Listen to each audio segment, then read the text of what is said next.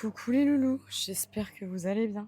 Moi, ça va super. On se retrouve au bord de ma piscine pour enregistrer cet épisode de podcast. Je suis dans un endroit très décontracté. J'espère que vous aussi, selon ce que vous faites, je sais pas si vous êtes en train de vous préparer, d'aller au travail, d'aller en cours, je ne sais pas. Dites-moi d'ailleurs, envoyez-moi un petit message. En tout cas, j'espère que vous allez bien, vraiment. J'espère que tout va pour le mieux pour vous, que vos projets se passent bien, que votre petite vie se passe bien. N'hésitez pas à m'écrire si jamais ça ne va pas. Enfin bref, j'espère aussi que ça va avec votre entourage, que votre entourage est sain, que vous vous sentez bien avec celui-ci. Mais si ce n'est pas le cas, on va en parler. Parce que l'épisode se nomme «Ce que ton entourage fait à ta vie sans que tu t'en rendes compte». Et en fait, ça, c'est une vraie question. Est-ce que l'entourage, ça a un impact réel sur ta vie? Est-ce que pas du tout parce que t'es assez solide pour prendre tes propres décisions et tu vas pas te laisser influencer? En fait, comment m'est venue l'idée de l'épisode?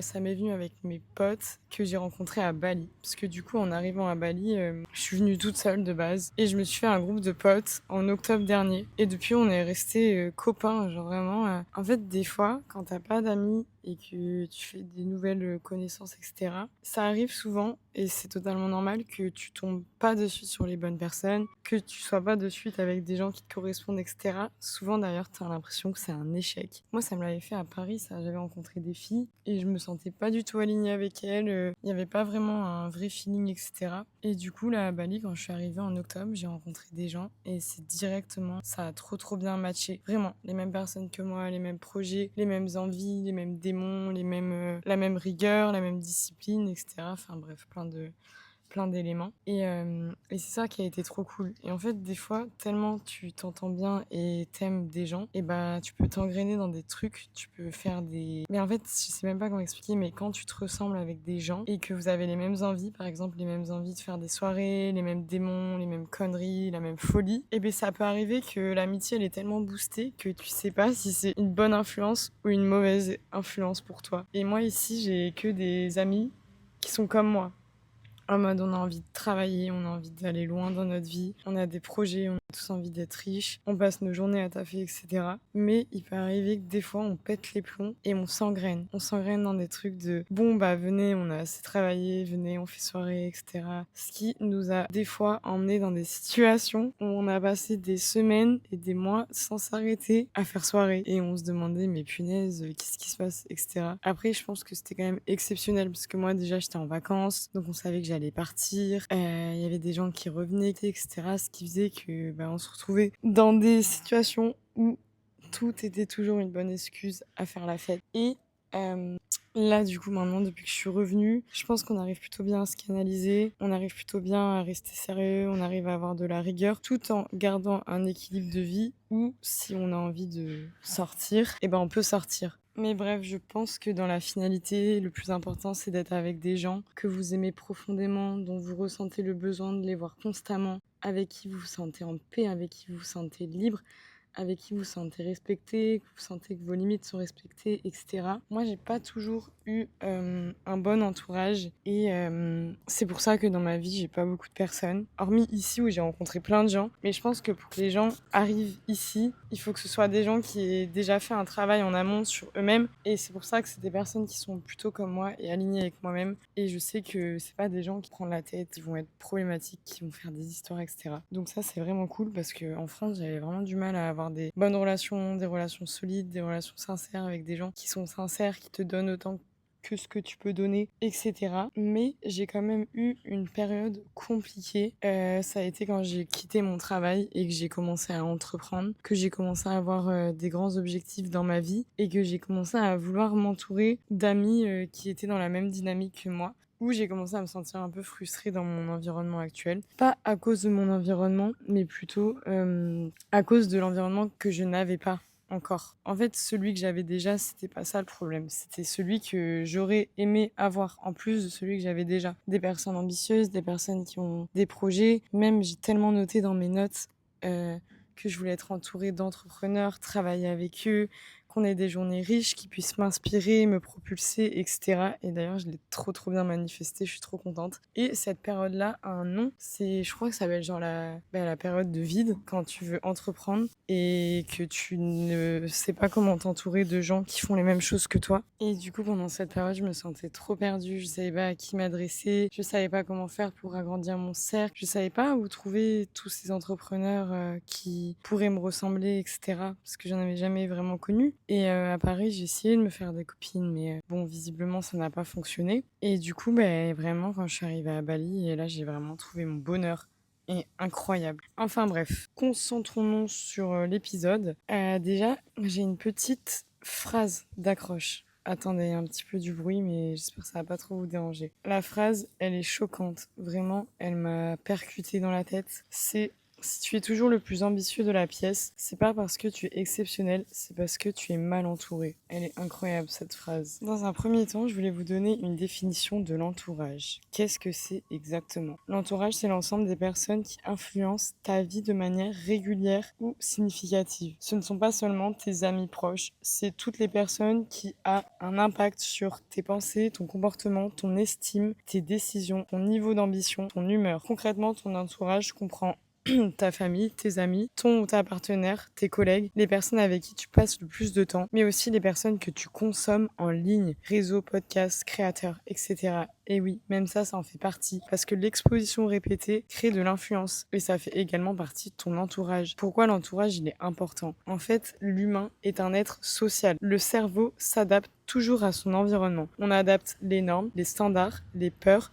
les ambitions, les croyances de ceux qui nous entourent, même inconsciemment. En fait, ton entourage, c'est l'environnement humain qui façonne silencieusement qui tu deviens. Et à la fois, je suis d'accord et pas d'accord avec ça, parce que pour moi, tu choisis qui tu es, et surtout, il y a un moment donné où c'est pas parce que ton entourage il est pas ambitieux que toi tu ne peux pas l'être. En fait, des fois tu as ton essence profonde et ton entourage n'a pas forcément de pouvoir là-dessus. Par exemple, moi je sais que tous mes copains ils ont jamais eu envie d'entreprendre, ils ont jamais eu de grands objectifs dans leur vie, et pourtant moi ça m'a pas empêché de l'être, et ça m'a pas non plus empêché de créer un entourage. Un petit peu moins de bruit monsieur s'il vous plaît. Ça m'a pas non plus empêché de me créer un entourage sur les réseaux sociaux, regarder des vidéos YouTube de mecs qui avaient investi dans l'immobilier, etc. En fait, si jamais t'as pas ce que tu désires dans ton entourage, tu peux aller le piocher ailleurs, tu peux aller le piocher sur des vidéos YouTube, sur des influenceurs qui t'inspirent, qui font des choses, qui en sont là où tu aimerais être plus tard. Donc à la fois, je suis pas vraiment d'accord, mais tout ça, on va en parler.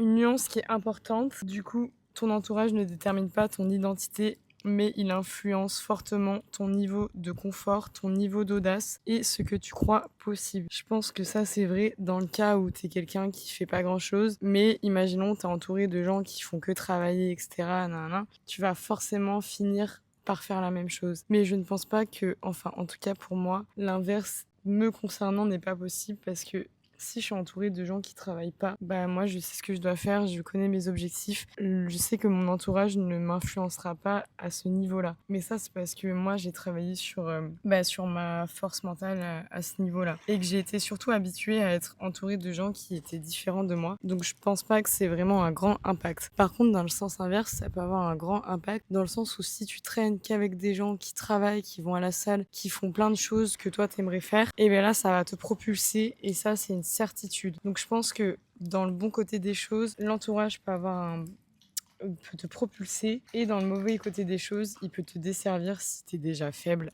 à la base. En fait, je me suis posé la question aussi de pourquoi notre entourage et ces personnes-là. Je me suis dit, mais pourquoi mon entourage, il est constitué de ces gens-là? Voilà, moi, mon entourage, c'est quoi? C'est mon pote qui est en train de se baigner dans la piscine, qui monte son cul. Voilà ce que c'est l'entourage. Il est beau l'entourage. Il est beau l'entourage. L'entourage résonne. Bref, pourquoi c'est l'entourage que j'ai, c'est celui-ci, et pourquoi vous, votre entourage, c'est celui-là? En fait, on est attiré par ce qui nous est familier, pas forcément ce qui est bon pour nous. Si tu as grandi dans un environnement anxieux, dans un environnement critique, un environnement très ambitieux, un environnement conflictuel, tu seras inconsciemment attiré par des dynamiques similaires. Le cerveau préfèrent le connu au sain. Mais attention, pour nuancer cela, moi c'est pareil, j'ai souvent été entourée de gens pas très sains parce que c'est un petit peu ce que j'ai connu quand j'étais jeune, etc. Mais en grandissant, j'ai su comprendre que ce n'était pas ce qui me correspondait. Certes, c'était ce que je connaissais, mais j'ai su que j'avais besoin de personnes saines, de personnes avec qui je me sens libre, de personnes qui ne jugeront jamais mes choix, etc. Donc c'est aussi à vous de choisir ce que vous voulez avoir comme type de personne dans votre vie et de vous entourer de ces gens-là et de vous séparer des personnes qui vont vous faire sentir mal. L'entourage reflète ton niveau d'estime actuel. On tolère à peu près le niveau de respect que l'on croit mériter. Et ça, c'est réel. Du coup, ça revient à ce que je vous disais avant. Si ton estime est fragile, tu peux accepter des personnes qui te diminuent, des relations déséquilibrées, des groupes où tu n'oses pas être pleinement toi. Et quand l'estime monte, l'entourage change naturellement. Moi, c'est pour ça que j'ai fait grave de tri en fait. On se regroupe par similarité. Il y a un principe en psychologie sociale, ça s'appelle l'homophilie. Les humains ont tendance à se rapprocher des personnes qui ont un niveau de valeur similaire, un niveau d'ambition proche, un niveau d'énergie comparable et souvent des insécurités semblables. Oui, souvent ton entourage te ressemble, mais c'est inconfortable à admettre. Mais à la fois, je trouve pas, parce que moi, ma meilleure amie, par exemple, c'est effrayant, mais on a beaucoup de différences, mais on est quand même les mêmes personnes dans le sens où on a les mêmes blessures, on a vécu les mêmes choses à peu près en même temps au niveau de nos ruptures, du moment où on s'est mis en couple, etc. Même la façon dont on est empathique avec les autres, on a vraiment le même vécu, on a les mêmes problématiques dans nos vies, on a les mêmes blessures, on a les mêmes ressentis, on vit souvent les mêmes choses avec les autres. Et c'est ça qui fait qu'on a une relation qui est forte et qui est unique et qu'on restera toujours amis parce que on se ressemble intimement et on se comprend intimement et je trouve que c'est magnifique parce que du coup mais on se sait, enfin des fois on n'a pas besoin d'expliquer les choses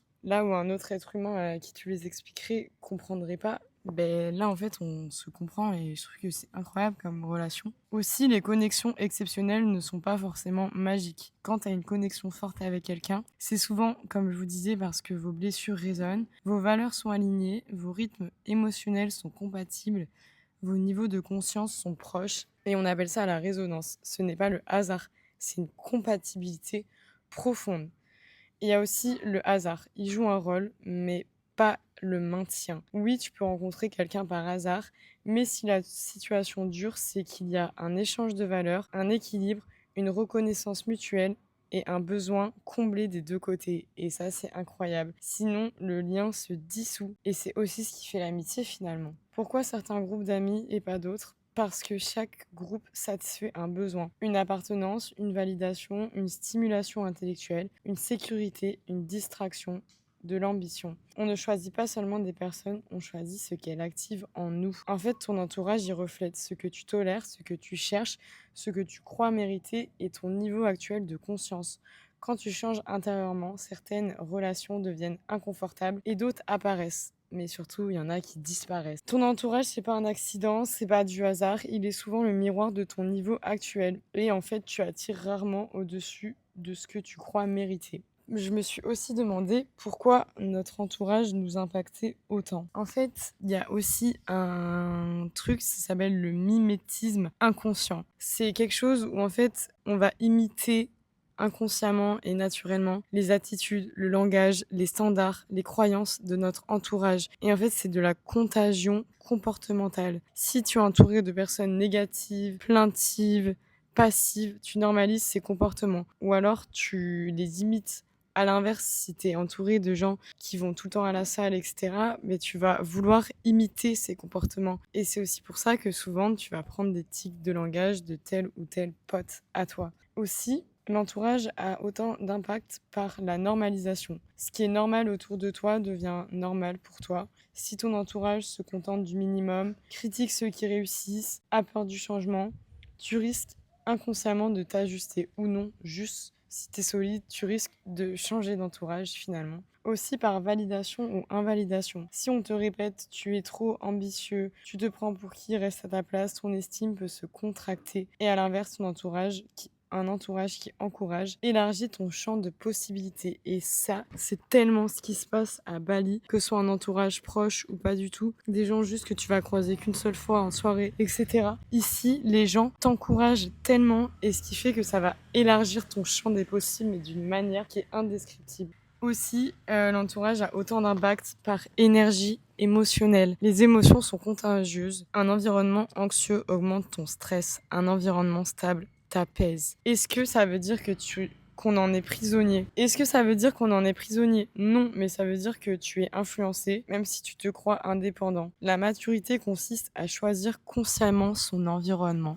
Exactement. Tu ne deviens pas seulement la moyenne des 5 personnes que tu fréquentes, tu deviens la moyenne des standards que tu tolères. Ton entourage ne décide pas de qui tu es, mais il influence fortement sur qui tu deviens. C'est la phase où ton identité évolue, mais ton environnement reste le même. Donc après, je voulais vous parler de la phase où vous vous sentez plus aligné avec votre entourage, comment faire. Et en fait, ça arrive parce que l'humain évolue par cycle. Quand ton niveau de conscience, d'ambition, d'exigence augmente, ton système interne change de fréquence. Mais ton entourage, lui, peut rester au même endroit. Ce n'est pas qu'ils sont mauvais, c'est que vos directions ne sont plus alignées. Et ça, c'est difficile quand ça arrive avec des gens que tu aimes profondément. Ce qui va créer un malaise, c'est le contraste entre ton désir de croissance et eux, leur confort dans la stagnation. Tu te sens plus stimulé, tu te sens plus challengé, tu te sens pas inspiré et surtout tu te sens pas compris.